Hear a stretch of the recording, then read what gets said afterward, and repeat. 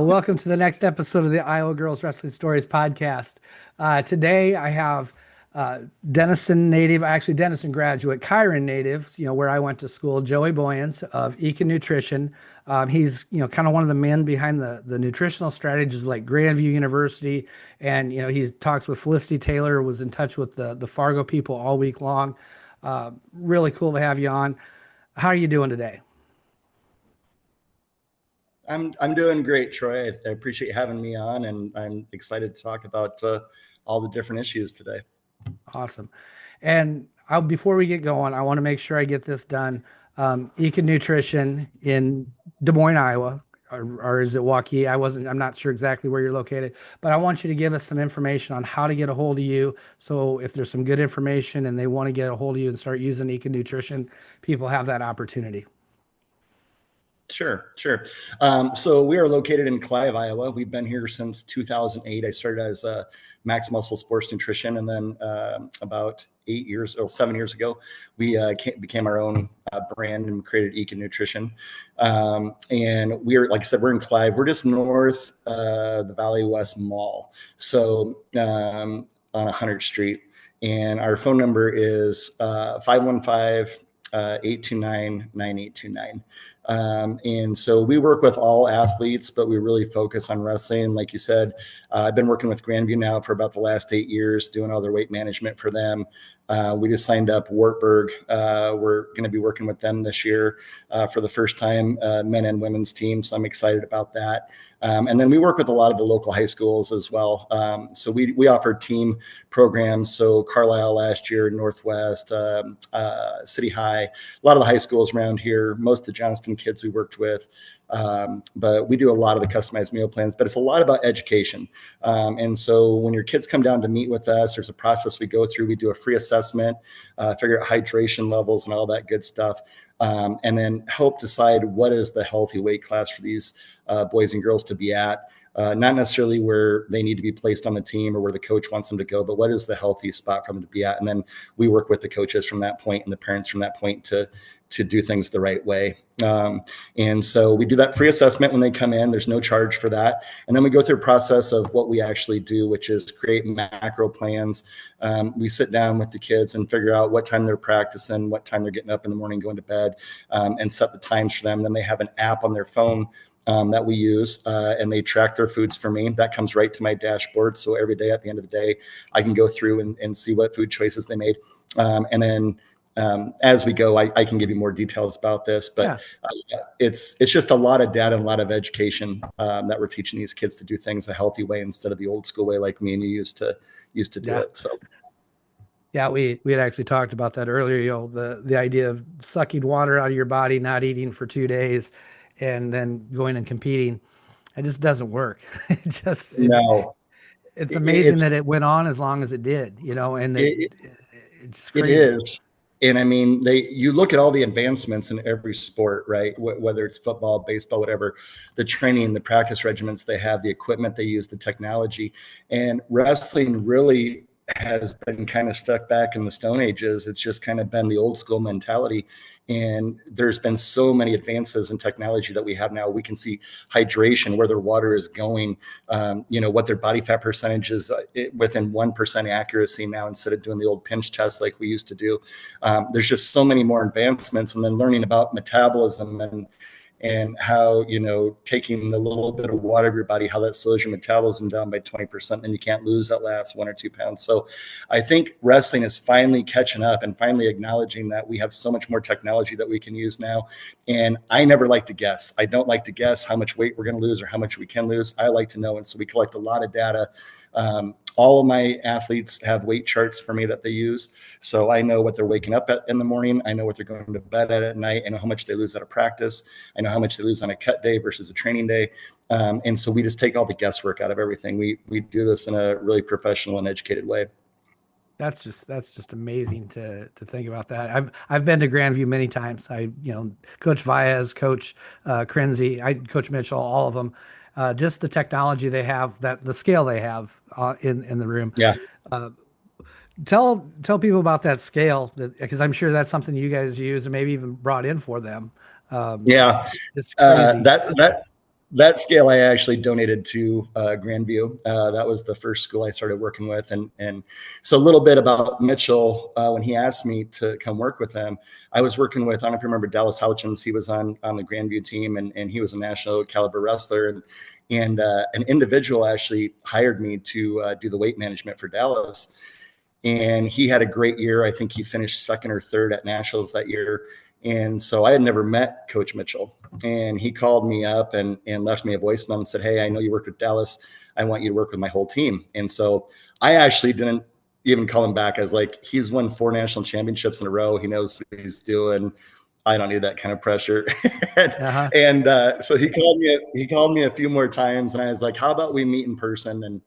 And if you like what I have to say, then we'll try working together." And so I went down and met with him, and kind of showed him the information I was collecting. And at that time, I was doing pinch tests still. But he's got his rings in the back there. And so I just simply asked him, I said, "Hey, you obviously have a good thing going here. Why do you want to change what you're doing?" And his simple answer to me was, "If I'm not moving forward, everybody's catching up to me."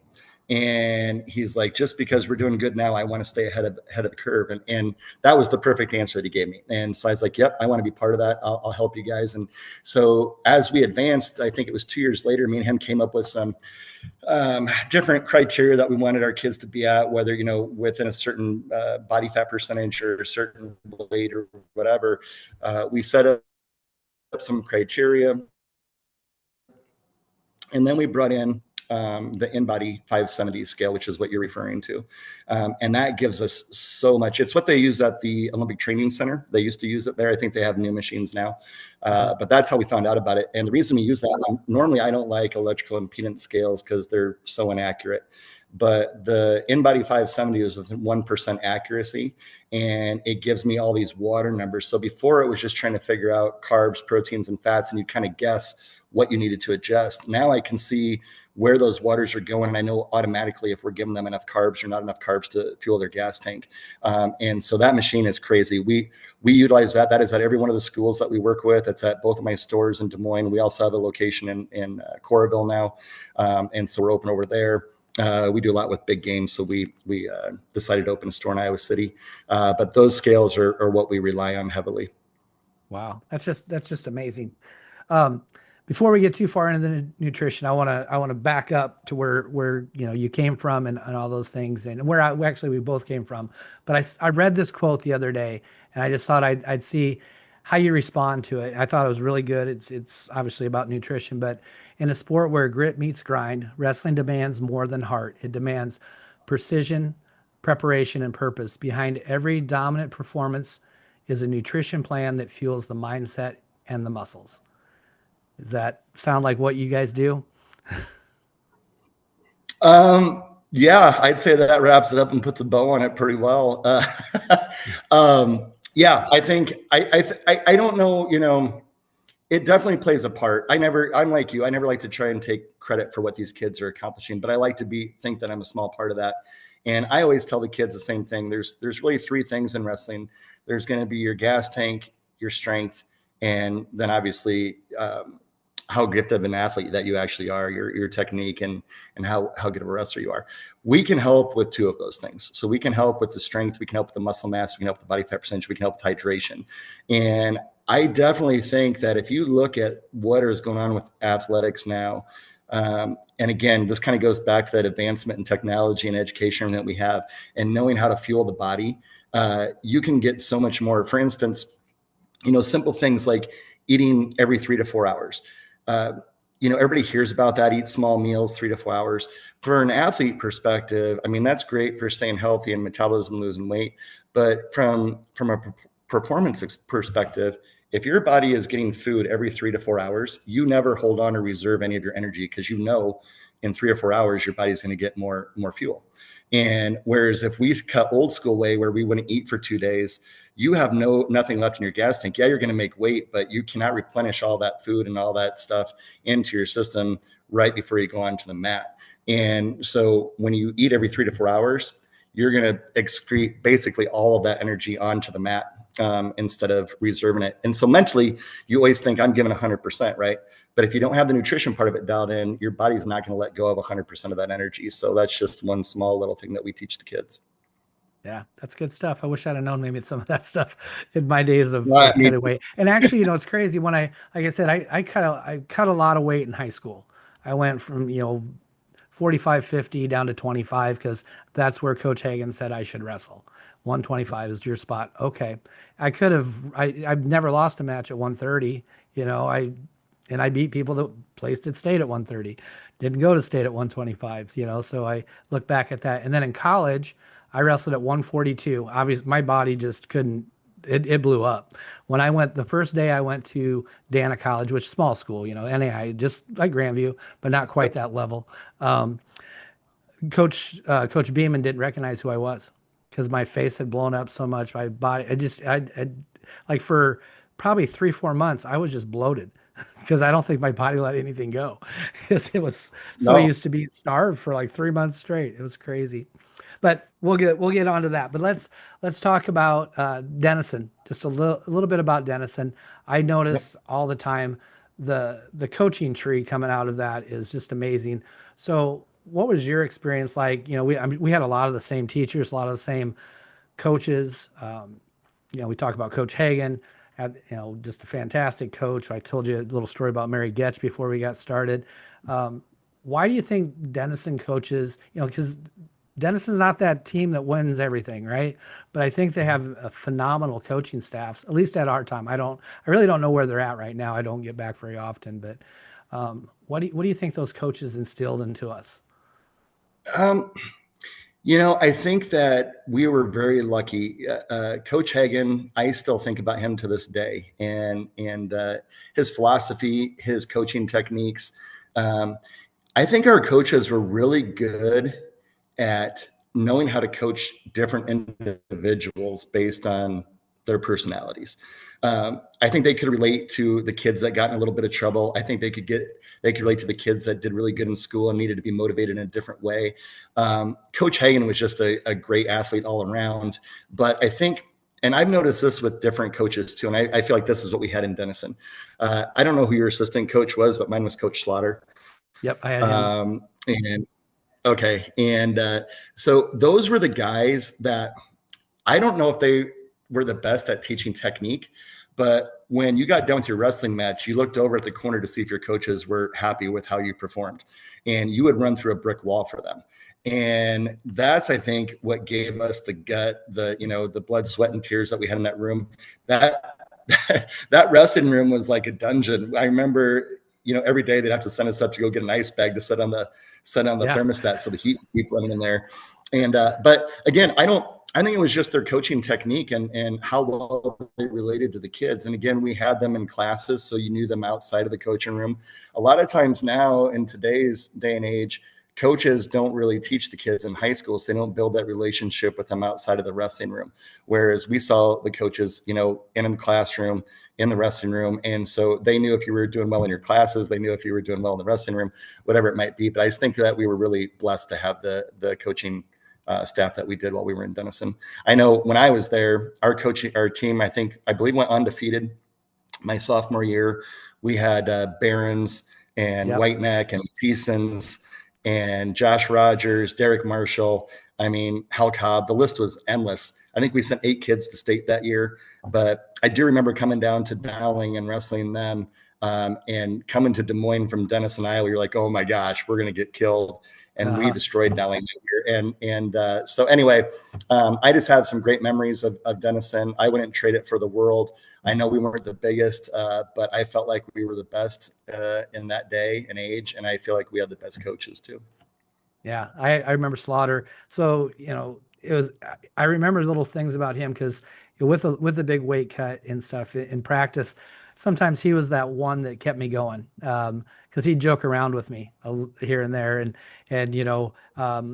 I'd have maybe like a Jamie Bankford. I don't know if you know Bankford or not, and just a goofy kid, but Hagen be blowing whistles. I'd already started like 15 seconds into and Slaughter's just laughing at things we're doing to poor Jamie and things like that. Oh my God, stories. Since we're going to talk about hydration, I brought up Jamie Bankford. I've only seen this happen one time in life. He was doing a big cut. He was trying to cut Sean Rogers, Josh's older brother, and that was at 130. Yep. I was at 125, so he was going to go to 120, which that was probably the dumbest thing he ever thought of. But so it was. He probably hadn't eaten for 3 days, hadn't drank anything, and in plastics. And I know we weren't supposed to wear plastics, but I don't know how they got on our bodies, but they did. He full body cramped. I've actually never. I mean, he was like, I've never seen. I don't know how close to actual death he might have actually Paralyzed. been, but he was, and he ended up wrestling 30. He was almost to 20. He wrestled 35 the next day because he had gained probably 15 pounds that day, and mostly probably water weight. Craziest thing I've ever seen Yeah. in the wrestling room. And you're right, that room Well, I wasn't got done yet. one. We'll go back. Let's just start with old school weight cut versus Yep. how we're figuring out where we should be at weight and how we get there. Old school weight cut, Sure. like we've already talked. Take away water, probably at least 2, maybe 3 days ahead of time. You're just sipping nothing the night before. And I remember weighing out. I got a water bottle here, weighing out six, I maybe be right on or a little bit over. I knew I floated a pound, pound and a half. I would measure out 16 ounces of water, and that's what I would have that day. That was that probably all I had that entire day. My mom was pretty good. She would force me to eat any day but the night before a meet, and it usually was a chicken breast and maybe some green beans. And then which is she sent real thin bread with honey on it to school. That's all I would have in one milk. The entire wrestling Yep. season was Yep. horrible. So what are we doing now to get down to weight? So, yeah, things have changed so much, and the problem with that old school way of cutting weight is that you slowly kill your metabolism. And when you kill your metabolism, just like you were talking about when you went to college after that, your body holds on to everything because it's like, oh my God, I'm finally getting food. I need to store this. I need to hold on to it because who knows when they're going to take it away again. And so that's the biggest thing. The other difference was that when you and I were wrestling, we would weigh in at 7 o'clock the morning of a duel, and you had all day to rehydrate and Yep. again, that's not even the healthy way to do it. But your body would hold on to that. And so what I explain to my athletes is that if your body is used, your carbs are your gas tank, right? And so if your body is only used to getting 50 carbs a day when you're cutting, and then you try and go and reload and you flood it with like 300 carbs. What was it? Miss Olson would take us up to the home ec room and make us a huge breakfast after Yeah. weigh-ins, and that it felt great to eat it, but what it was doing to our athletic performance was really killing us later that day. But long story short, if your body's only used to getting 50 carbs a day and then you flood it with 300, you're either going to store that as fat. It's going to make you feel really sluggish, almost like you ate a Thanksgiving dinner, or you're going to be in the bathroom, getting rid of everything because your body doesn't know even how to process it anymore. And so over time, that kills you as the season goes on. And our theme is always, we want to be peaking at the end of the season, not depleted. And when you cut weight the wrong way or do your weight management the wrong way, by the end of the season, you're starting to wear down and lose to people that you were beating pretty easily at the beginning of the season, just because your gas tank, you cannot recover, and you've used up basically all your energy for the season already.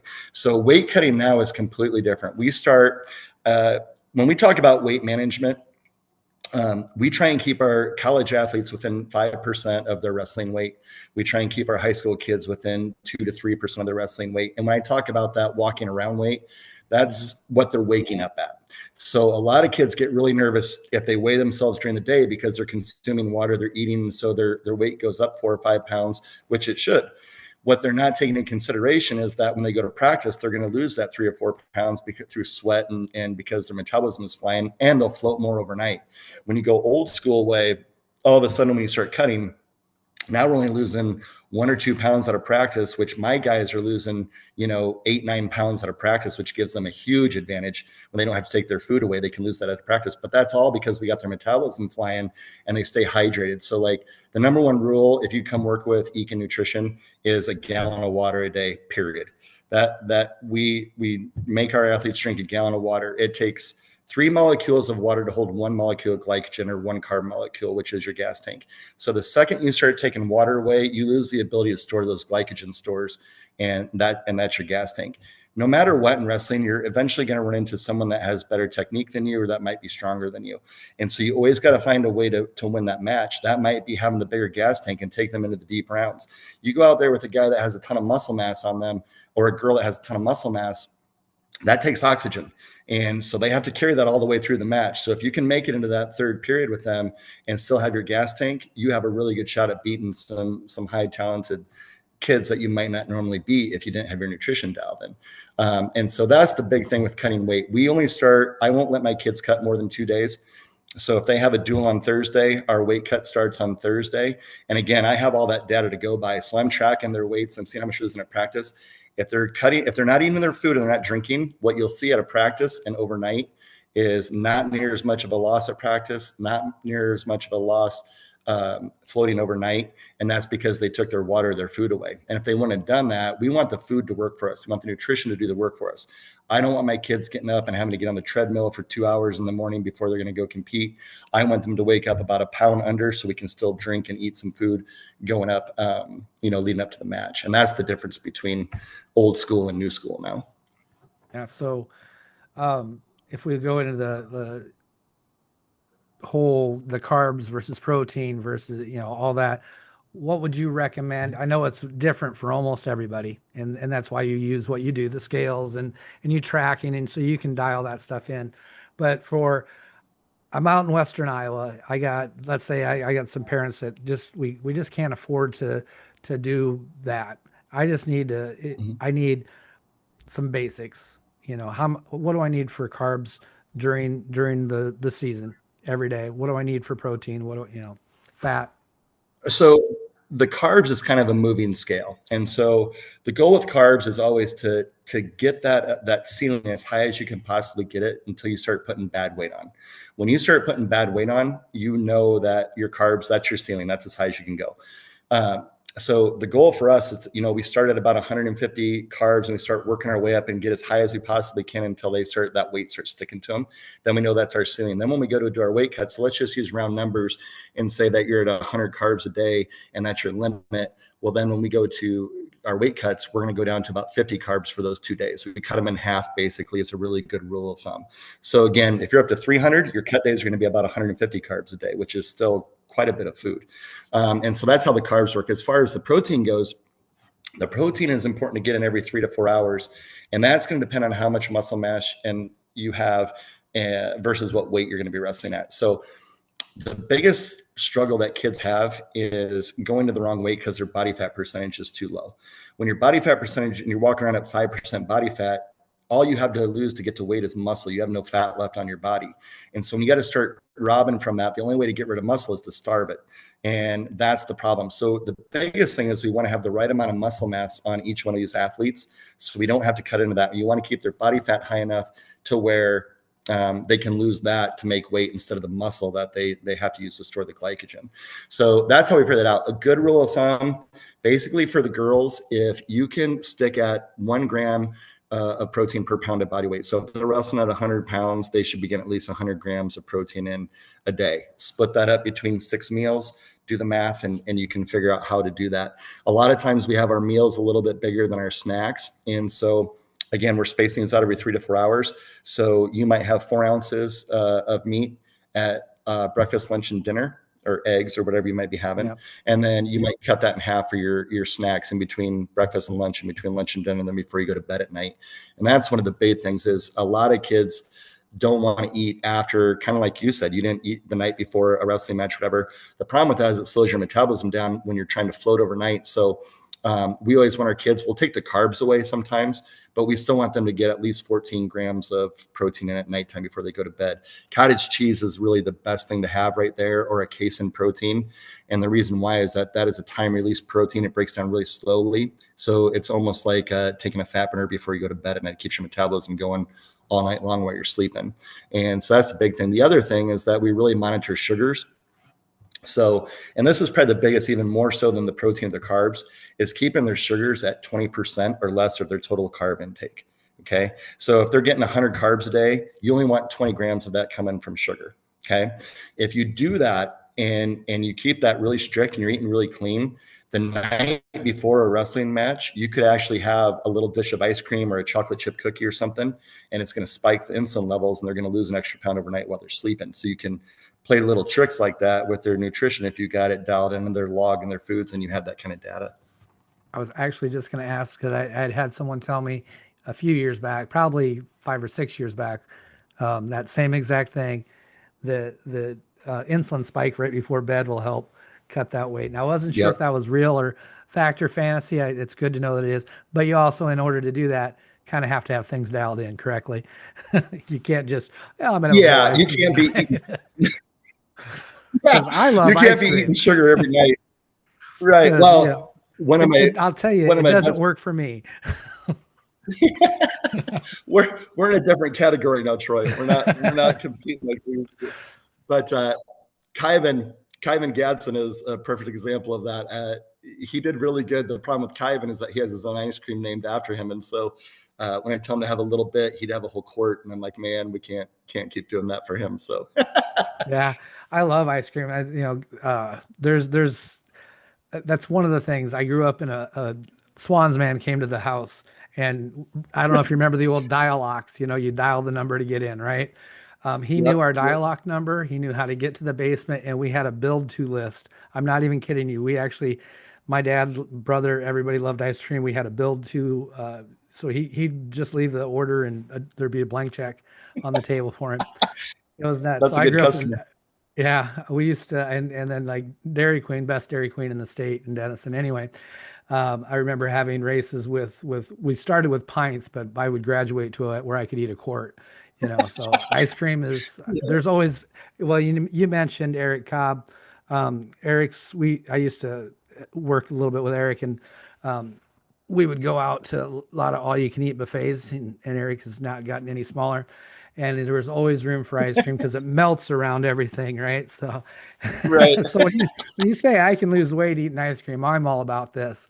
But right, no, right. so yeah, that's and here's the Hagen. Do you remember? Did you guys ever do this in your morning runs? Ice cream and cereal.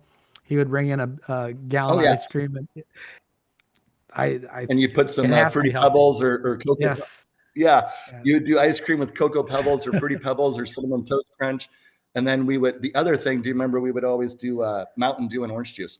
We would yeah, always get orange juice and pour Mountain Dew in with it and get some energy going. yeah.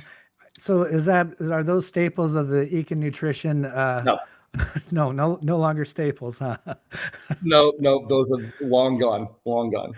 Yes, yeah. I remember having Mountain Dew and Snickers and stuff like that for breakfast after a weigh-in, and yeah, I'm really happy that the sports evolved to where it's at. Are getting there. There's still a lot of people that will cut old school and cut kids. I drives me nuts to hear. I do a lot with AAU and the AAU state, and kids are, oh, I had to lose this weight this week. I'm like, no, you should go up a weight. There's no reason for a Yeah, for a youth kid to be cutting any weight at all. Well, why don't we talk our about youth kids biggest, cutting some weight? Why don't you? I mean, because I'm yeah, sure you deal with that. yeah. It's probably our biggest problem that we have is trying to talk kids into going up a weight class. And again, we do this all based on data. So I would never put a kid, go up just to go up. If their muscle mass is where it needs to be at and everything, our mentality has kind of changed from how low can we get and compete to how big can I get and who can hang with me. And that's really the mentality that a wrestler should have, is like, how much muscle can I actually put on? I'm a good wrestler. Who can hang with me at this size?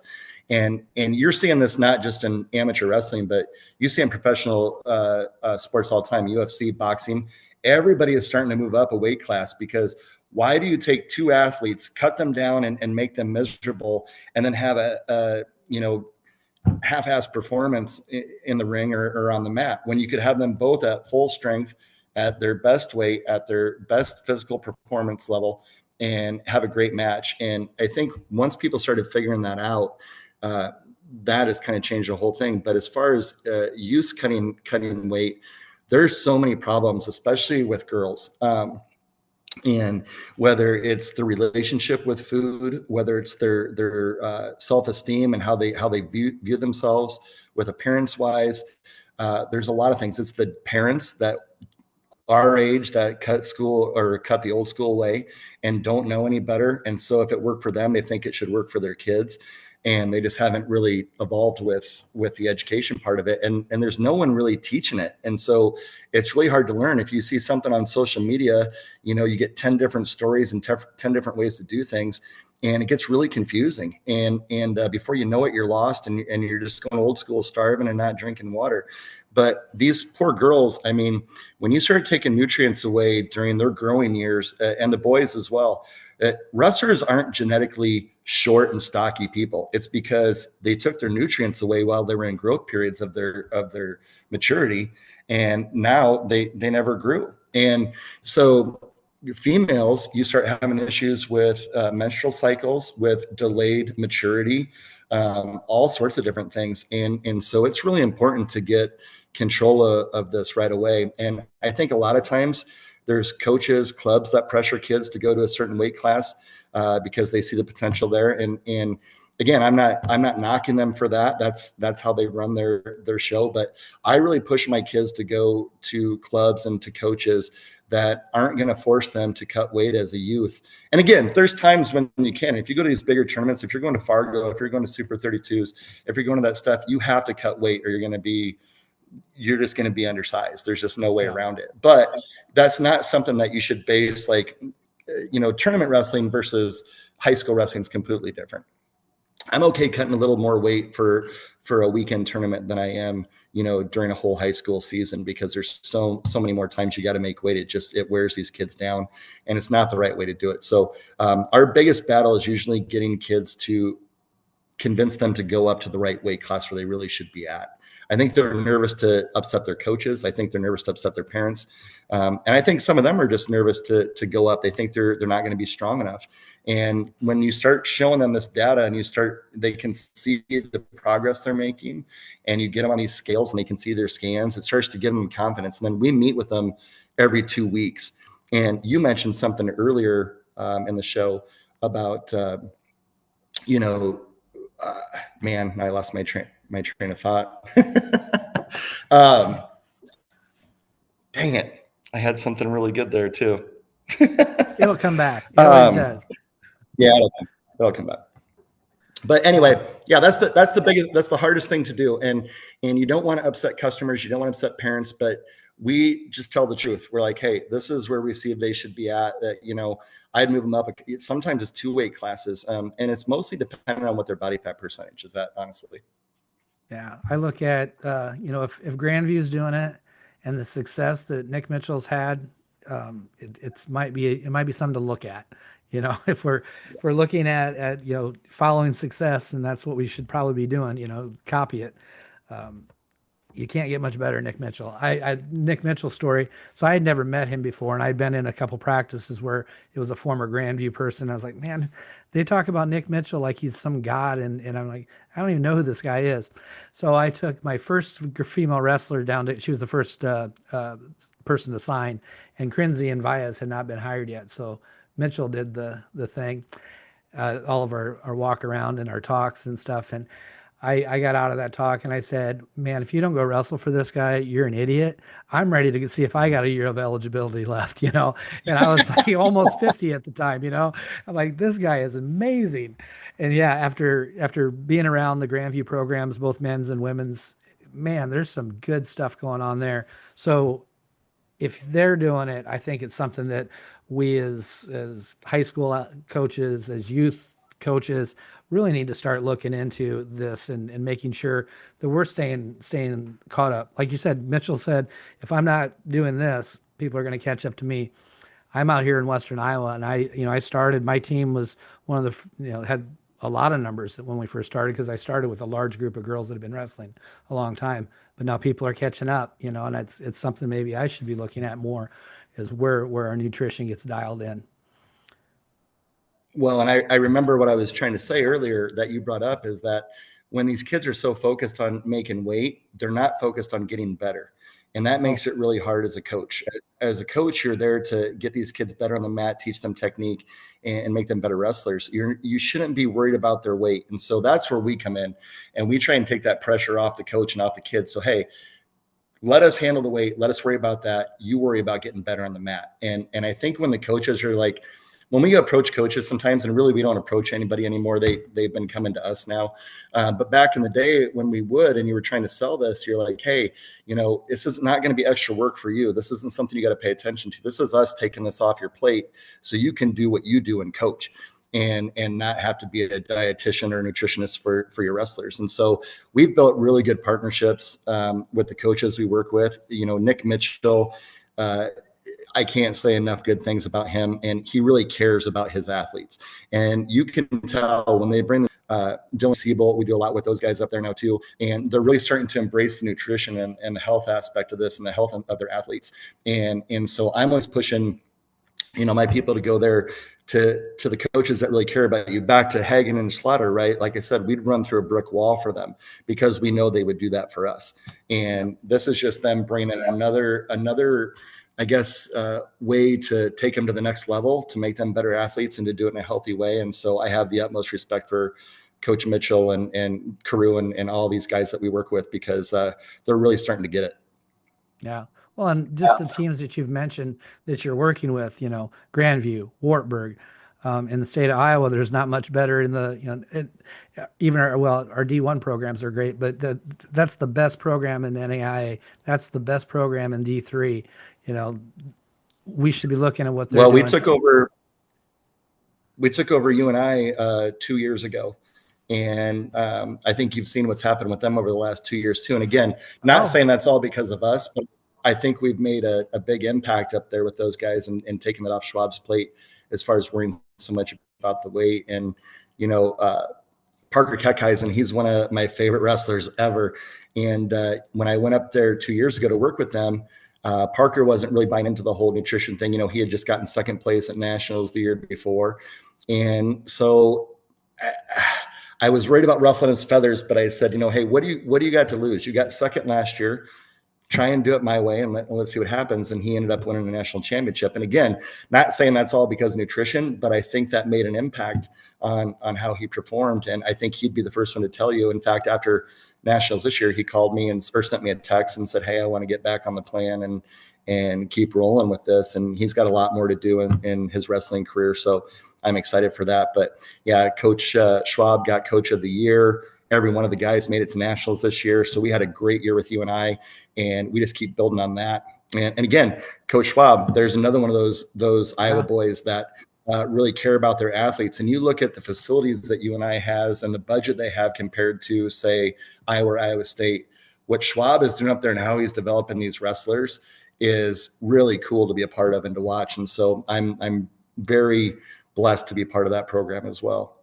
Yeah, Schwab. Well, I don't know if they still came down, but Mark and Mike Schwab used to come down to Denison quite a bit when I was in high school, because Hagen was still pretty involved with UNI, and I even got to work junior national when Fargo was at Northern Iowa, when it was junior nationals at Fargo in Northern Iowa. I actually worked that as security a couple times, so that was always kind of fun to go there with Hagen. Yeah.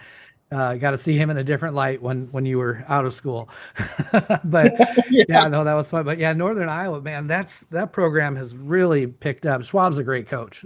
I'm just amazing what he's done up there. But that's really cool that you've been part of that thing. Like you said, the facilities, they're practicing at USA Wrestling Club. It's not even their facilities right now, and stuff. So yeah, I walked in there. I walked in there and I was like, how are you recruiting at all? So what a testament to the culture they're building there to get these guys to come in. I mean, the fun thing for me now too is that I started working with high schools about 5 years ago. So a lot of my kids, we ended up having 100 kids this year make the state tournament. Wow. I think we had 12 state champs this year. It was really cool because this was the 100th year of state wrestling, and we had 100 kids qualify. So that was really neat. But now these kids that have been working in high school are coming up to the next level. So I got the Frost boys at Iowa State and the Helgesons and Borns and those guys. And now I got Knack and Freeman and those guys up at UNI. And so they already know how to do this. This is like riding a bike for them. So it makes my job a lot easier. And I think they're all excited to have me at the college level now because we had such good success with them in high school. The nice thing also is that since they know so much, I don't have to do near as much teaching and coaching as I had to. Those guys make my job pretty easy now. You've laid the foundation. Now you can kind of reap some of those awards. I've found that too. Now as a coach, I've developed the Hagen knees and stuff, so I can't hardly take a shot to save my life. But I've coached enough now. The people coming up have been with me long enough. I don't have to do those things anymore. They can show those. Right. They can show the moves, and I can maybe tweak it a little bit and help them. But I don't. I haven't wrestled more than maybe 6 minutes in the last 2 years. Like wrestled, Yeah. actual live, Right. which is great. My figure's showing Hey, also too. self-preservation. Another big thing that you guys do, supplements, and that's something that we had talked prior to. You know, I lifted with some guys from your area. I got big and strong, creatine and protein powder. That's all we knew. But supplements is a big Yep. thing that and people don't get a lot of, we're busy. We don't eat the best sometimes. What are some things that supplements can do for us? What are some things maybe you recommend during a season? That is a great question. We have the Ekin is a supplement store, and so we're very well versed in supplements and the ingredients. Everything that we have in the store is NCAA compliant. I'm very fussy about what I give the kids because once it's in your body, you're not getting it back out. And so I'm very particular. I've been doing this for 17 years, and so I've narrowed down to about 5 brands that I really trust and believe in. And that will send me, they meet label claims. They'll send me proof of insurance. They'll send me their batch reports so I can make sure that all the ingredients are legit. But there's really 4 things that we recommend to the wrestlers. First one is going to be beta alanine. And what that does is it stops your lactic acid from building up. So basically delays fatigue. So I don't know if you remember this, but probably 15, 20 years ago, the NCAA tried to ban beta alanine for wrestling because they called it a performance enhancing drug because it was so beneficial. And so they banned it. 2 years later, the Olympic teams made it mandatory that you had to be on beta alanine when you came into Colorado Springs because it was so effective. So beta alanine is number one. That's one of the ones. The other one is going to be called super carb, and that's from a company called NutriBio. And what that is a carb replacement and electrolytes. And so think of Gatorade times 1,000 and without the sugar and the dyes. That's what this product does. So it doesn't have to go through your stomach lining. It immediately absorbs into your bloodstream. So it reloads your glycogen in between matches. So like all the high school teams I work with down here now, they all use that on the sidelines at halftime of football games. My wrestlers, it's really important, instead of Pedialyte or Gatorade after a weigh-in, you're going to drink a super carb, and then you're going to sip on that in between your matches to reload your electrolytes and your glycogen levels into your body without any stomach discomfort. The nice thing about that one is it uses a carb called cluster dextrin. So there's no insulin response. So you don't have any spike from energy and any crash from energy. And you also don't have any weight gain. So when you're trying to manage weight, since there's no insulin response, there's no weight gain from it. So it's a really good carb to use for that. So the beta alanine, super carb. The next one is going to be a good protein shake. And I'm not talking about a protein shake that you get at your local grocery store or a big box store. Protein, there's 82 different grades of protein. And so you really have to pay attention to your protein source. A lot of them have a ton of fillers that is going to cause inflammation. It's going to keep your weight up. You can't get rid of that extra cellular water that it creates in your body. And so a really clean protein, like a Fusion 30, it has 30 grams of protein per scoop. You only need about 4 ounces of water to mix it. So it's a very small shake. And then lastly is going to be glutamine. And glutamine is for recovery. So wrestling practices, duels, all that stuff, constantly cutting weight, you build up a lot of inflammation in your body. This is going to take away your soreness. It's going to increase growth hormone levels. It's good for intestinal tract health. It's what 60% of your skeletal muscle mass is made up of. So out of all the supplements I've said, you can eat enough protein, you can eat enough carbs, you can get that through food sources, but glutamine, you have to supplement. Wow, that's I might we might have to make a date where I come down to the store and just maybe make some videos, take I love some, it. buy some supplements, kind of see what everything works. Maybe I'll bring a couple of kids down and we'll go through some stuff and I think that'd be a really cool I, thing. I'm kind I'd of love blown it. away because I've talked to nutritionists in the past, and I'm not they did a great job for me. As far as helping out our team. I have a lady, local lady that comes in once a year and kind of gives us some plans. She's more into bodybuilding and she's a amateur bodybuilder and I think she's close to getting her pro card. So she's into more Okay. of that than the wrestling side of it. Um, but man, just some of the things you told me, it blows my mind. You know, I would never even think that there's something that can enhance our, less fatigue. Wow, what a great idea in wrestling. You know, uh, Yeah. getting your electrolytes without having an insulin spike and not having the sugar and the crash, Yeah. because that's that it just I'm trying to remember what Spark. That's what when I was helping at Dana College. I coached the last 2 years. It was open, and all the kids were taking Spark, and I was like, God, there's got to be something wrong with that. That probably doesn't seem like Well, the there, best I'm idea. glad you brought that up. That's another thing that we have to educate on a lot is that all the energy drinks that are out there now, right? And so Spark would be one of those. And what people don't understand is that caffeine is going to increase the rate of your fatigue, right? So caffeine constricts your blood vessels, and when you're trying to fuel your muscle, you want those blood vessels opened up, and when it constricts, it puts more pressure on your heart, so your heart rate increases, which is going to make you tired faster. And so I try and keep the kids away from all those caffeinated energy drinks as much as possible, not to mention some of the sweeteners they use cause a lot of inflammation in the body. And that's the other thing is when kids start eating correctly, they have natural energy. They don't need to supplement with caffeine, but that vicious cycle of starving Yeah. yourself and then feeling so depleted that you'd have some caffeine quick. And that is just a downward spiral. So if we can get the kids eating correctly, they don't even need the caffeine. They don't miss it. But if they're relying on caffeine to get through a practice or a tournament or something like that, they're definitely doing something wrong. They need to fix a few things. Yeah, I think the best thing to do for us is I need to come down there. I need to come get more educated and maybe look into some of this stuff. I think that'd be awesome. Maybe Well, you're sometime in the welcome next few down here weeks. anytime. We can put them on the InBody, get a scan, show you what those scans show and all that stuff. And then for the people that are watching, all of the products in my store are open. And so we sample everything. I'll give you stuff to take home with and try. The last thing I want is for parents to come in and spend a bunch of money and then go home with something the kids don't like. And so we let the kids Yeah. try everything, taste everything, take it home and try it, see how they feel on it. I get in more trouble with parents and kids for talking them out of supplements than I do talking them into, because there's a million things that they want to take or their friend might be taking or something like that. But again, I want them to understand why they're consuming it, what it's going to do for them, how it's going to affect them. And then I like to get most of the nutrients through food and not supplements. Supplements, I think, are overused. I think people rely on them way too much because they don't have their diet figured out.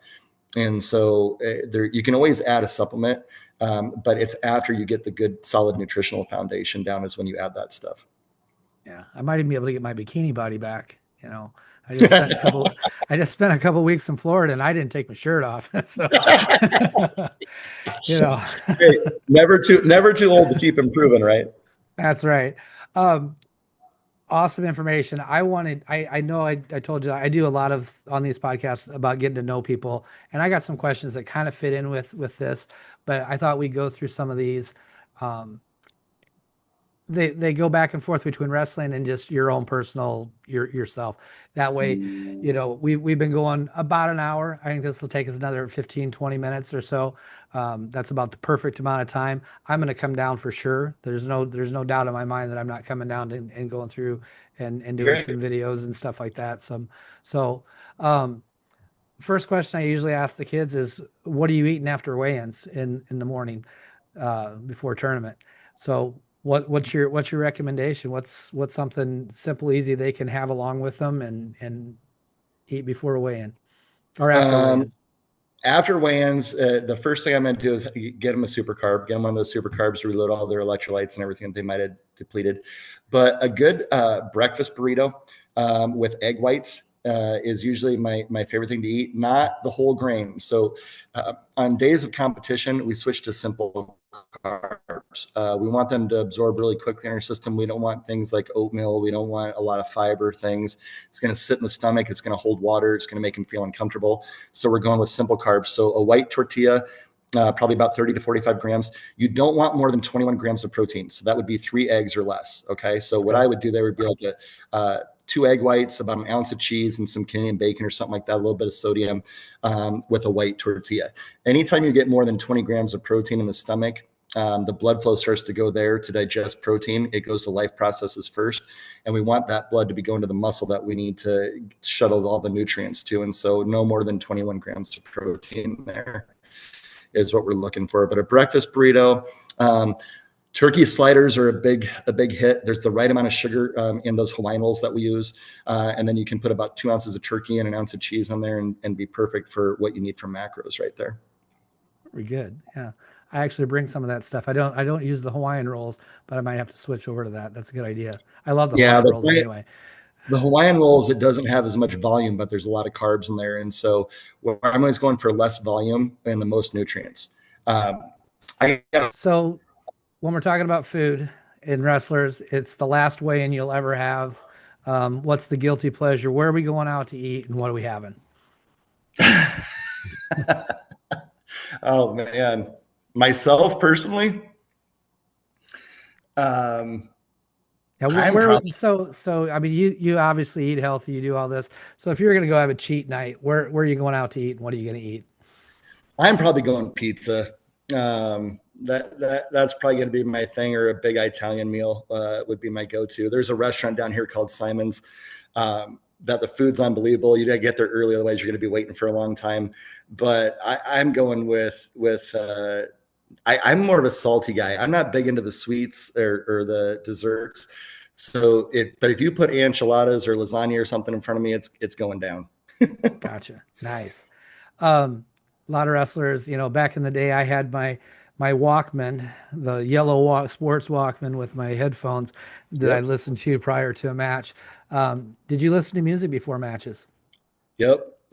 Shout at the Devil was probably my go-to, Motley Crue, or Judas Priest, Turbo Lover. One of those two were probably my go-to songs. we probably still have a similar playlist. Is there anything, now has your music changed? Are you listening to something different now? Yeah. I mean, the older I get, the less hard rock I'm listening to. I'm more a country now, I would say, than I was back then. I mean, growing up in Denison, I was on the farm sometimes, I was on the field sometimes. So I listened to a little bit of everything. And then, my family business was driving truck. And so I like about every kind of music that there is. But like if I'm working out, I'm going to listen to some probably Korn or Alice in Chains, something like that. But just on a normal day, I'm getting a little bit more laid back and getting into the Eagles and some of the old school stuff like that still. Nice. Being around the kids all the time, I've actually listened to a lot more modern music. I've never really been a huge rap person, so maybe not that, but I really think there's some good singer-songwriters right now, in country and other things. I think it's actually a good time for music, in my opinion. I do too, and I think we needed that because there's been a couple of decades now that we've been missing some really good musicians and artistry. And so I like what's happening with music right now. Country is really taking off. I mean, we're going to Jason Aldean in a couple months down here. And I know that's going to be a good one. We're going to Alabama, believe it or not, down in Branson in August. Nice. We're going to go watch them. I've never seen them before. But then like my last concert I went to was, oh my gosh, Shinedown. That was the last concert I went to. So there's a lot of good stuff out there right now. Yeah. So I know you're busy. Do you have any TV shows that you binge? I just moved to a new house and got my first Traeger smoker, and so we've been doing a lot of cooking here. I don't know. It's a good question. I'd probably say the Barbecue Brawl is the one I've been watching the most. Just 'cause I'm trying to. Have you seen that? I watch Barbecue Brawl. I love it's crazy because I do watch a lot of the cooking shows. I don't know why Yeah. cooking competition.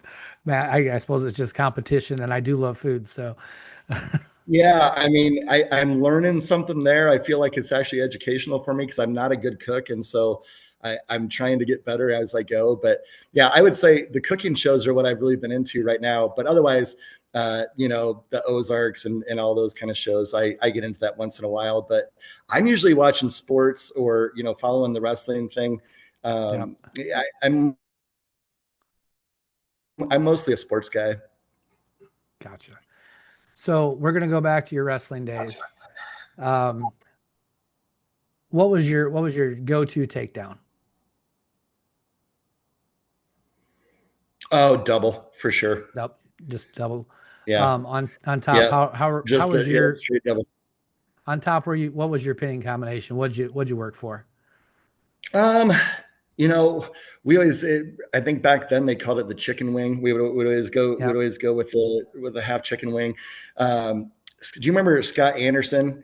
yep. Uh, when I was learning to wrestle, he would always head scoop me. And so if I could ever get back into a head scoop, I know there's so many different things now that they do, but back then, if I could get a good solid head scoop on, I really enjoyed that. That one just seemed like it would paralyze me, and I could never get out of it. And so if I could apply that to somebody, I was always pretty happy. Getting off the bottom. What was your go-to off the whistle? Set out. Set out. I would say I'm a set Yeah. out person too. That's probably coming from Yeah. Hagen. Most of everything Yeah. you said, other than I was a fireman's carry guy from Hagen. But Yeah. From fireman's Hagen. carry, yep, I was never good at that. I was never good at that. I was always afraid I would get just rolled over. I never could commit to that. And so I would always go with double. That came from football, probably, where I would just want to shoot in and tackle. But yeah, the sit out, I think we drilled that over and yep. over and over and over. And so that off the whistle, that was my first move every time. Yep, I show that same set out series all the time that Hagen showed, Yeah. all the his progression through it. And then firemen's, the reason I committed to it, it was the Ida Grove tournament. And I don't know if you guys got kicked out of the Ida Grove tournament for winning it. We won it 2 years in a row, and then I think Dennison won it two more, so 4 years in a row, and they kicked us out for a while. Um, Yeah. but my sophomore year, I think it was the fifth place match. I hit a fireman's carry against someone that was probably way better than me and pinned them. And I was like, well, this is the way to go. Instead of getting 2 points for a takedown, I'm putting them on their back and we're getting a pin. And I beat a lot of guys that were probably better wrestlers than me just because I had a fireman's carry. So I forever will be Yeah. my I favorite believe move. that. Thank you, Brent Hagen. Um, well, one of my questions I always ask the kids is, after wrestling's all over, are you going to give back? And obviously, you have been giving back in a different way that I didn't even think about. Usually, I talk about coaching or officiating, but giving back in the idea of nutrition and just a whole other concept. That's a so I don't even have to ask that question. Um, here's one I will ask you because I know you wrestled, you played football, um, and it doesn't have to be wrestling, but how about what's a moment in your athletic journey that changed how you see yourself? Um, Honestly, it wasn't until I was about 30 years old, if I'm being 100% honest with you. I didn't have a lot of confidence in sports growing up. I knew I was good at sports. I knew I was fast, but I never felt like I was the best, or I never had a lot of confidence. I was a smaller kid, in school. We got in some trouble and had some fights and stuff like that. But I was confident there, but on the field and on the mat, I always felt like I was small. I never felt strong, even though we lifted weights and I was one of the bigger kids as far as lifting goes. But really, until I was about 30 years old, when I started training MMA down in Omaha, I realized that. Since I wrestled in high school, I fought at 155 starting out, and I was, I'm a little over 6 foot tall. So I was tall enough that no one could get close to me. And I was a good enough wrestler that if they tried to take me down, I could stuff them. And so that's really when I started building confidence, not probably until then, when I realized that, hey, I can hang with these guys. I remember when I had quit trucking and was trying to figure out what I wanted to do professionally. I went down there and started training. Well, my buddy called me and he was like, hey, I want you to come down and train with us in Omaha. And I was like, dude, I haven't lifted a weight for 10 years. I've been driving a truck. Like I'm not in good shape. He's like, just come down. You're always a good fighter. You could wrestle. And so I went down there, and the first night they put me against their best 155 pounder. And I just took him down at will, and he couldn't even come close. I threw up 3 times when I got done because I was so out of shape. But that's kind of when I really started embracing athletics and my abilities and stuff like that. And I felt really confident. That's probably the turning point for me, which is probably not the answer you were expecting. No, that's a great answer. Actually, it's really good answer, to tell you the truth, because it doesn't I mean, happen for everybody different times. Yeah. Yeah, and honestly, it's what directed me to where I'm at now. So, I went to college. I worked in corporate world for a little while. Then I went back and worked for our family business and drove truck for 12 years. And I just got really unhealthy. We held livestock, and so I was going across country, no sleep, no eating, nothing for days at a time. And when I finally made the decision to get out of the truck, it was because my health was deteriorating, and so I had to do something to get that back.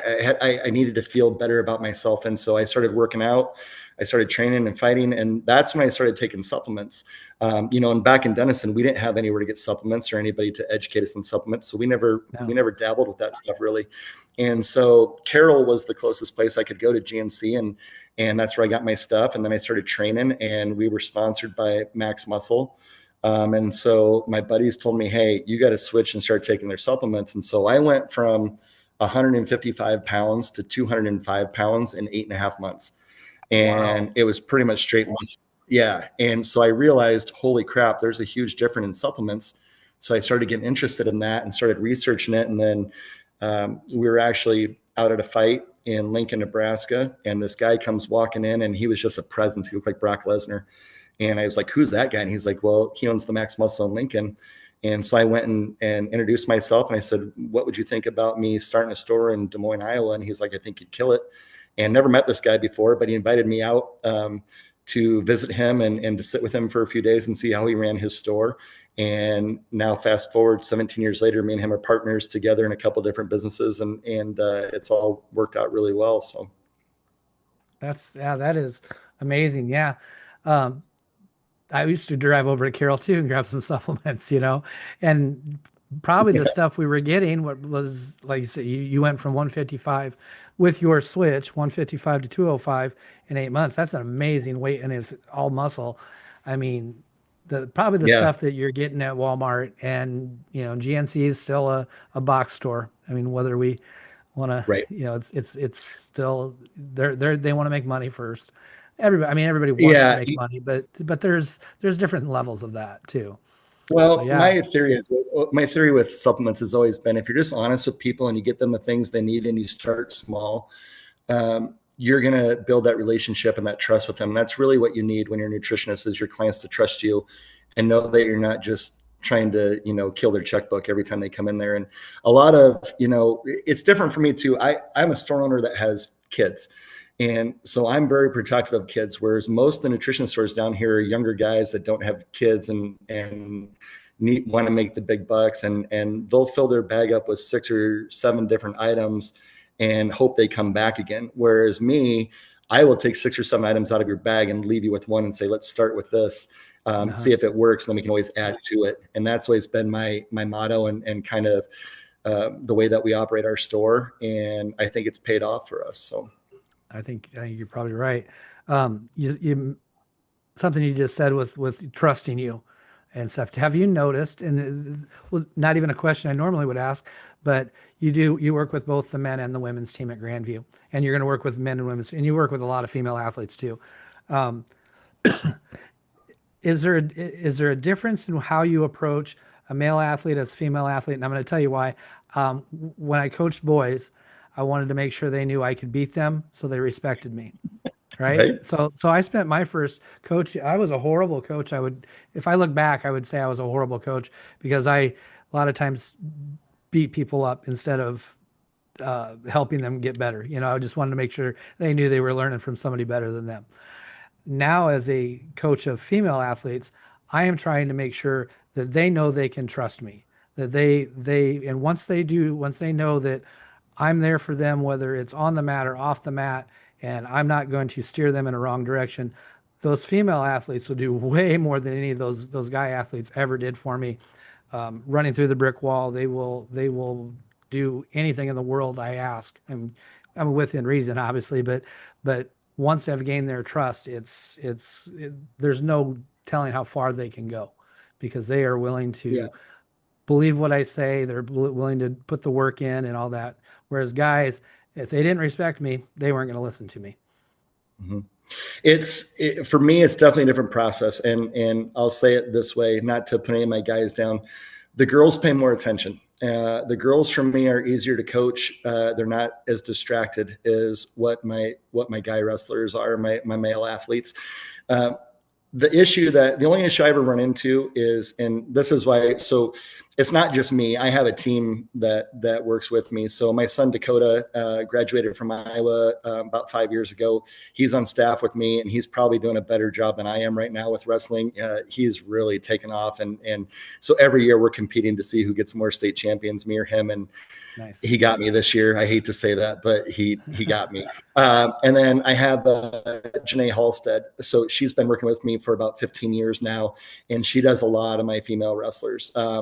They're more open to talk about more personal things, especially with weight loss and stuff like that with her sometimes. And if they're comfortable with me, that's great. But I've really turn the reins over to her with the female wrestlers right now. She builds a great rapport with them. I think you did a podcast with Gia not too long ago. And like Gia comes in and her and Janae do videos in the store, and they make different snack ideas and stuff like that and taste test them. And so she's built a really good foundation with the female wrestlers. The female wrestlers I work with are more of the older girls in college and stuff like that. And they want to be treated like the guys. They don't want to be treated any different. And like I said, I'm always anxious to work with the girls because I've had such good success with them, and I know they're going to pay attention and they're going to ask questions. A lot of my guys, we see our clients every 2 weeks during the wrestling season. I see them every week. And I don't know if you have this problem, but I have a hard time not becoming friends or building more of a personal relationship with them because I'm so in depth with what they're doing on a day-to-day basis. So we get sidetracked and talk about girlfriends and talk about other sports and some of that stuff, where it seems like with the girls, I stay more focused, and I have a daughter myself, so I'm a little bit more protective of the girls. I'm a little bit more patient with the girls, and that's on me. That's just how I am. I'm a little bit more protective. And even as a dad, I don't know how some of these guys can watch their daughters wrestle, because it would be hard for me to do. My daughter's a cheerleader. And so it's a completely different, she's a great athlete. She's great at soccer and some other sports, but she really loves the cheer thing. She's a girly girl. And so it's just different for me. I don't struggle with it, but I really embrace working with the females at this point. Yeah. Well, here's a fun fact. There was a list a year or so ago of sports that had the most injuries, and cheerleading is above wrestling. I know. Concussions. Yeah. Yeah. And they get dropped on their head from spinning up about 20 feet in the air. And that's not a safe sport. I'd put them on the mat. Yeah. No, I 100% agree with you. Since I started working with girls, and honestly, we talked earlier, when I was in high school, it wasn't so much about girls wrestling. It was not a thing. It was, we didn't really have much. There were some girls that came out one year that didn't stay out very long. The first girl that I started wrestling, as soon as she committed to it, I was like, this is completely different. And then that's when I started traveling around, and I absolutely love it. And I don't know if maybe it helps that I had daughters, and I'm a grandfather I have a granddaughter, that, I am protective of the girls. I think knowing that I'm grandpa, that I'm not a threat to them.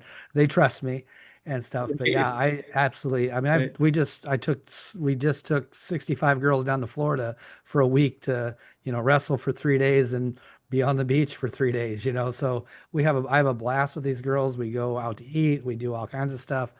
And yeah, I can't imagine my life without without girls wrestling right now. I absolutely love it. It's Yeah, amazing. I had I keep thinking, when do you stop? Because I'll be 55 this next year. I'm like, man, I don't know what's the date. When do people stop?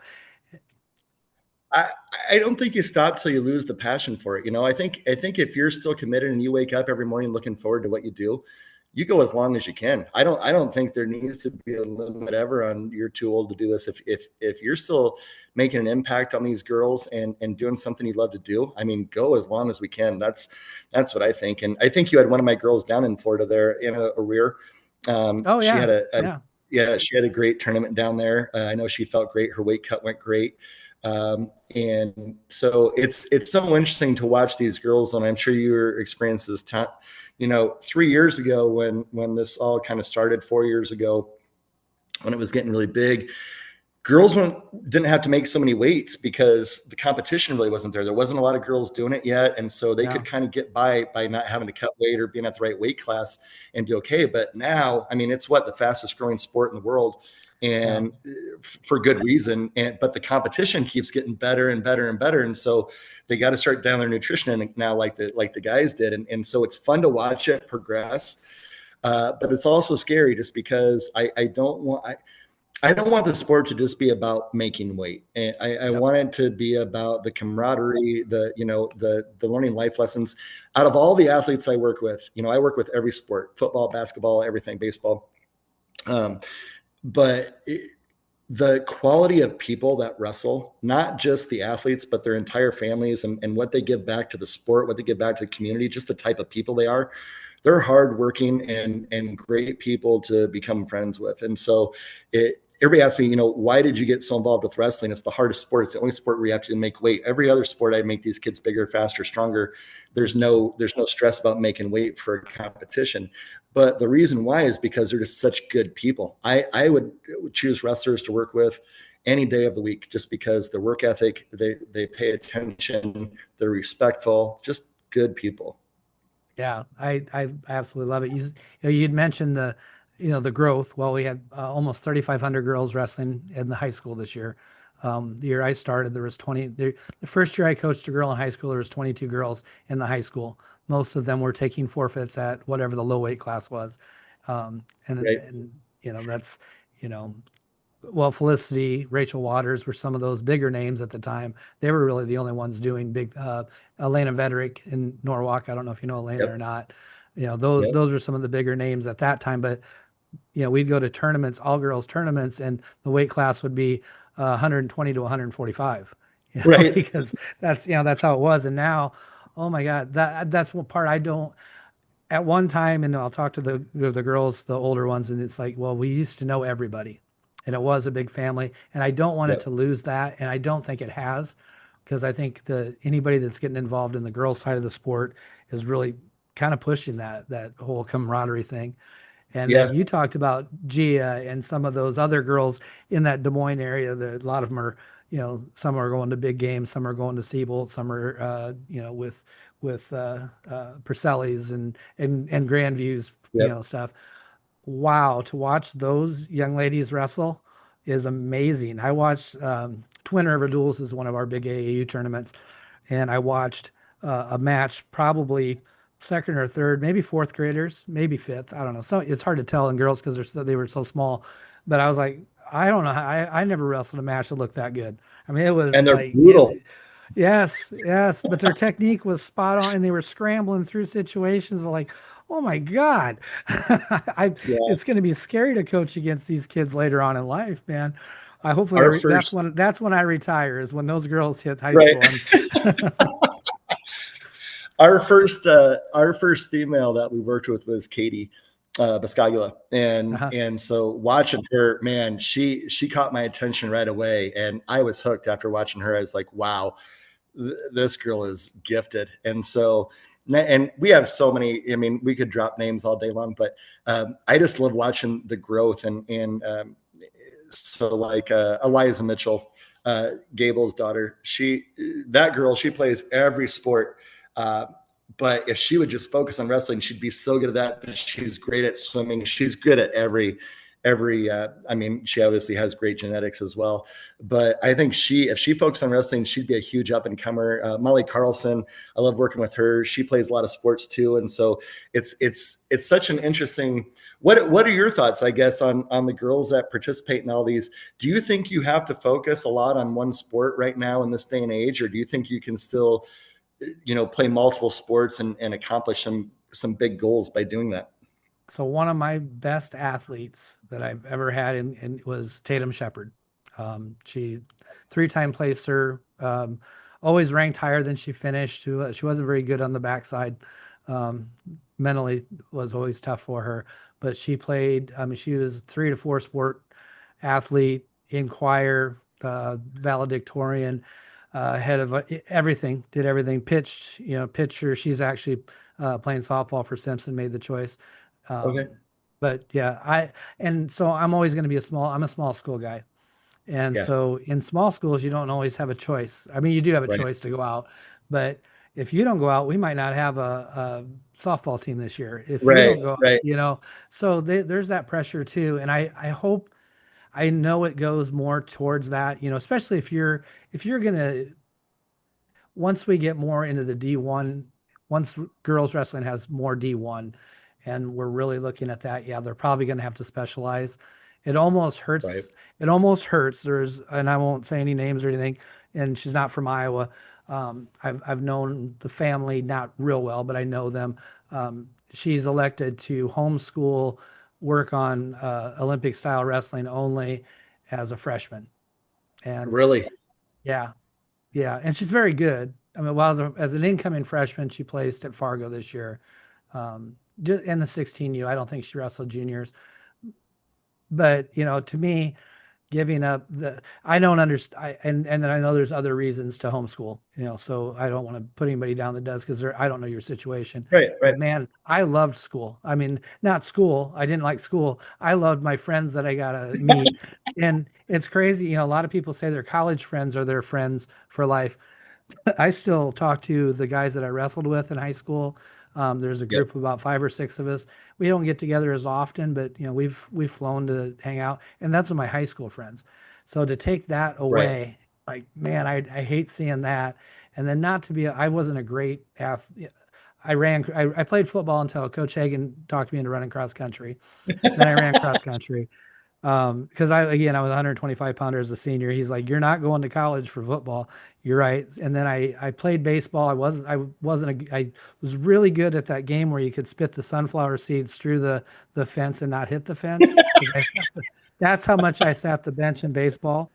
So it wasn't like I was a good athlete at those other sports, but I still loved being on those sports. And I hate to see kids not have that opportunity to play more sports. I know it's different. Like one of my best friends right now is coach at Cedar Falls, Ali Jabrock. And I know Cedar Falls is a big school. So man, you almost have to concentrate on one or two things, or you're not making the varsity team. Yeah, and that's the only sad part, that it's been that transition coming down here to Des Moines. Like Denison, you could play every sport that came along, and down here you're seeing it get more and more just one sport athletes, just because if they really want to go to the next level, they have to. It's year Yeah. round at this point. And so I do hate to see that, but then there's also the people who are like, man, I wish I could get them on the mat just a few more times, because Yep.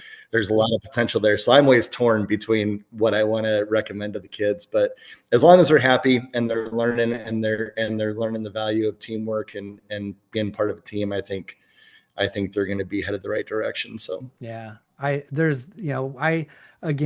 AAU stuff in the off season, and I do go down to USA State. I hold both cards. I just coach on the AAU side and more in the organization.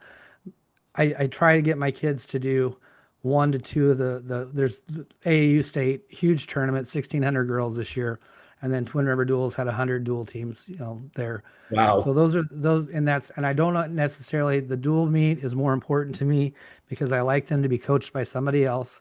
I like them to be on a team with people that they don't know. So they don't rely on, first of all, so they don't rely on me as their coach and only person that they can take instruction from. But then I want them to meet other people and have just a good time in the sport. So I don't Yeah. push much after that. I did have one girl that was at Fargo this year, and I think she went 2-2. Had it, for first year of ever doing freestyle. I think she did very well. Yeah. So I mean, I have good athletes. I think if we did wrestle year round, we'd probably be better. But we've always been top 15, 16 in the state. I've Yeah. had I've been minimum of following. yeah, minimum of 2 state place winners every year since that prior to IWCOA. I even coached a girl when I was at South Central Calhoun for Ridgeview, because we did that back in the old days. When I told Erin a girl like that, she's like, "You can't do that." I said, "Well, we did." So, but so a place winner the year before I came, I even coached a place winner at Ridgeview. So Well, um, you've done great. I've been watching what you've been doing with these girls, and then even at Girls State this year, I know you were. I can't remember what award you were recognized for, but we were there with a group of people, and I was like, he taught me in Mat Club. so, yeah, so that was pretty cool to be able to, my brother was a big influence on me. If there's a black sheep in every family, that is me. He was the salutatorian, captain of the football team, class president. I was not. I'll just put it that way. And right. so and my parents both had their own businesses. So my brother's the one that took me to wrestling meets and all that. So getting that award, getting the president's award is what I got. But to have my brother be able to walk out there with me that was a really Yeah, cool thing, and yeah, that was a neat moment. he's super super supportive of me. I haven't always been the greatest little brother in the world, I'm sure, but he's always been a pretty good big brother. So um, Oh, I'm going to give you one last question, and okay, actually one last question, and then a final thoughts. Um, and I gotta narrow it down between a couple different two last questions. If you could make okay. one rule change in wrestling, what would that rule change be?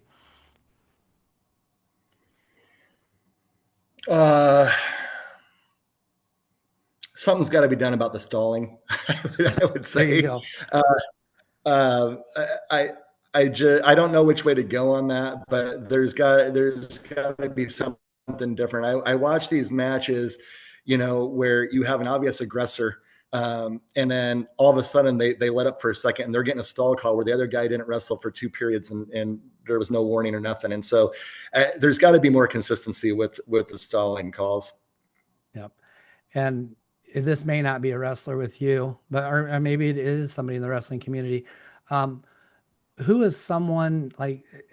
It's a little different question for you than it is for a high school athlete or a college athlete. But who do you look up and aspire to be like? Oh man. Or Um, maybe who inspired you in your job presently, or in athletics? I don't know exactly how to ask because it's definitely a different question. Honestly, I mean, if we're going from a personal perspective, the answer for me is going to be my grandpa or my dad. Great men, hard workers, work ethic. It was crazy. That's where I learned my work ethic from, and so I watched how they grew and changed and over the years and became better men. And I hope that I can do that. Just be a better person as I age. I'd say that would be one. And then one other, from like a business perspective and aspect, probably Chad Case. So he's the guy I was talking about out in Lincoln that really pushed me to open a nutrition store and get involved in the business. And I've watched all the success he's had, and I've tried to take as many pointers from him as I can. And like I said, now we've become partners in a couple other ventures.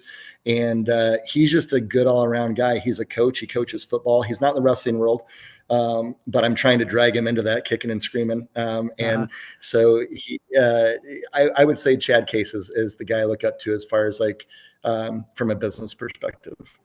Very nice. Good answers. And then the last thing I always do on every podcast is I always give people an opportunity to have some final thoughts, um, of course, it has to be a profound statement. Actually, it doesn't. Just anything that you could think of that kind of puts a bow on the whole thing. I since we were talking about Nick Mitchell, and that'd be another one that I would throw out there. I'm older than him, and so I don't know how I aspire to be to be I that. understand what you're But saying yeah, thank you. That was not very easy to explain, but um, words of wisdom. He always has something that he says at the end of every practice, or even Coach Schwab has some kind of little tidbit that he gives that you leave thinking about. And Mitchell always talks about doing the things you don't want to do, or don't wait to do things until you feel like doing them, because you'll never do them. He's like, if you wait to lift when you feel like it, you're never going to lift that day. If you wait to go run when you feel like it, you're never going to do it. And he says, no one cares about how you feel. No one cares about your feelings when you're trying to become the greatest that you can be at whatever sport or profession or whatever you're trying to accomplish. Is no one really cares about your feelings. You just got to get up and do it anyway. And so there's little tidbits that I take away from every time I get a chance to sit in a wrestling room with Coach Mitchell or Coach Schwab, Coach Volmecki at Northwest.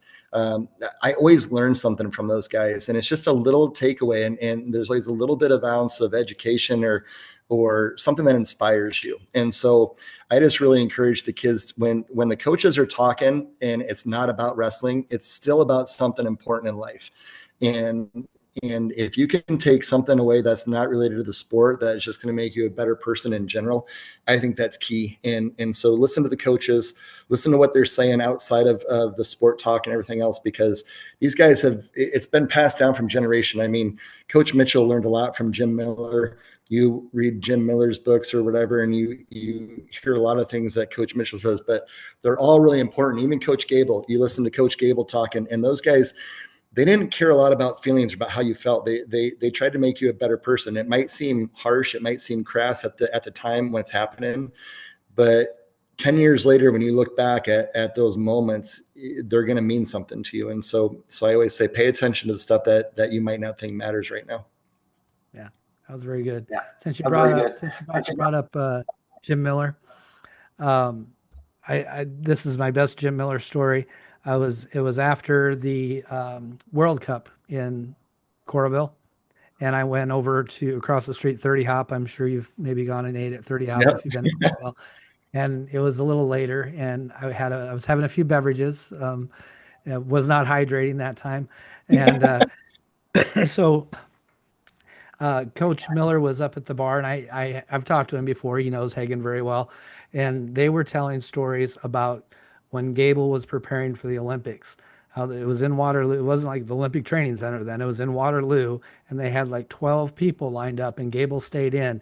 One person went in after another. After he never went out, and they rotated in on Gable, and I thought that was just some of the stories he has and things that he's been around.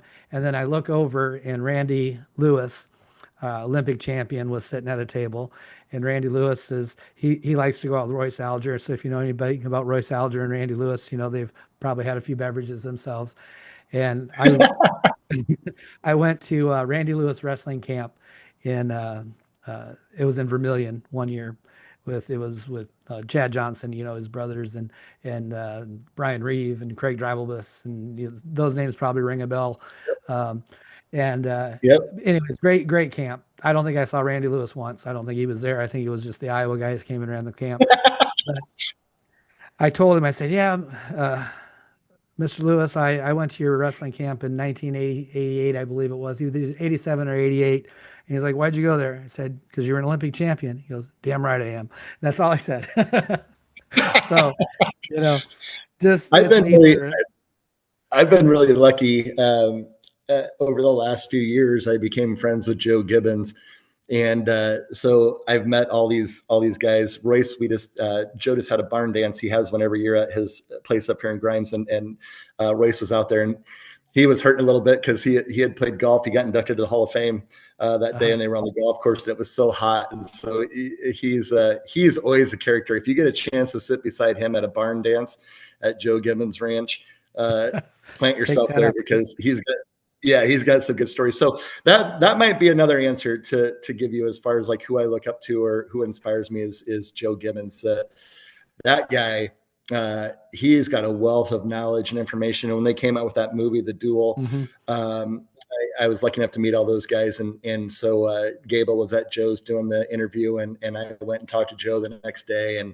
And that guy is just always so positive. And you look at his career, what he did in wrestling, and now what he's done in his professional life. And he's always a positive individual to be around. And I'd say my life really changed a lot once I met, the Helgesons and Joe Gibbons and some of these guys that I hang out with now down here. It's just a different kind of mentality that these guys have, not just with work, but with sports and everything else, but it translates to your everyday life. And I feel like those guys are really inspirational to be around as well, whether it's athletics or business or whatever you're trying to talk about. Yeah. Well, I think we could probably talk another hour if we really wanted to. Yeah. Yeah. But I'm going to go ahead and I'm going to hit the stop button. Okay. Definitely, we're gonna do some more stuff with this because you've really piqued my interest more than it's been in a long time on Great. something that can help my team get better and help kids around me get better. So I'm gonna hit stop and just stay on for a minute or two more.